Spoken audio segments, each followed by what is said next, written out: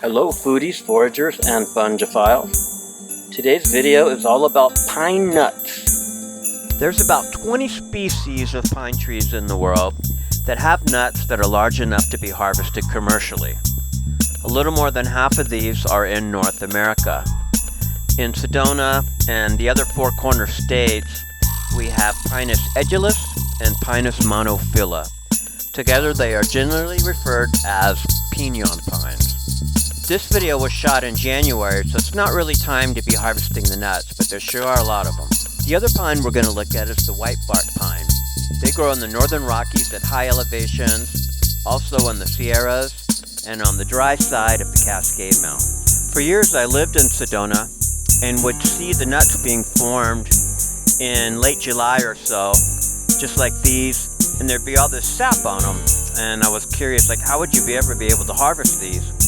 I happened to go up on the Navajo reservation, and I saw families harvesting them in September at around 6,000 feet. That seems to be the area where the commercial harvest is done, and also where the seeds fall off onto the ground.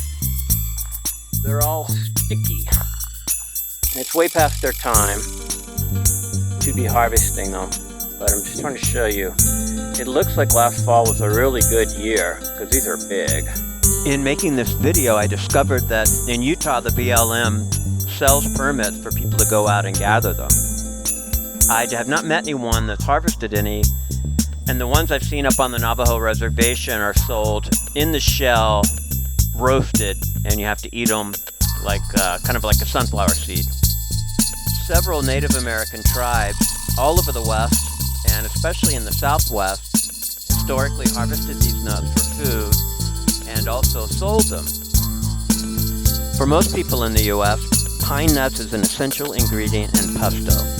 They have a really high amount of fat, similar amounts of protein and carbohydrates, and are a really good source of micronutrients and vitamins, especially for cultures that historically had high meat diets. The time I was up on the Navajo reservation and saw the families picking them, it was really interesting.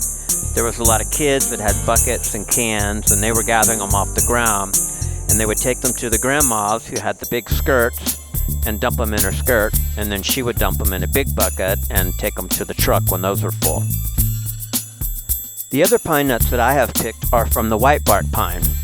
They are from northwest Montana to southwest Montana, and only at high elevations. They're one of the last trees before you get above timberline. The forests have suffered tremendously the past 20 years or so.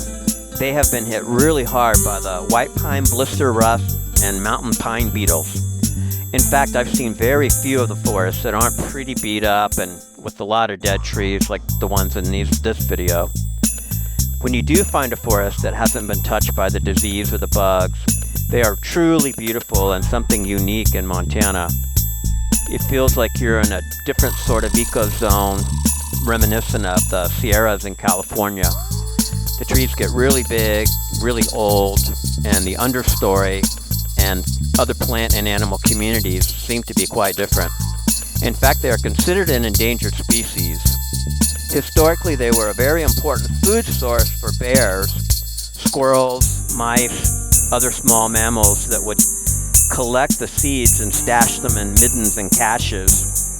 Provided a really big food source for a lot of animals, and this has affected the overall health of many of these high elevation forests. In fact, a lot of Indian tribes would go and collect them in the fall, gathering the pine nuts from the squirrel caches, and then they would replace it with other kinds of food, so it started to be like a square deal with them.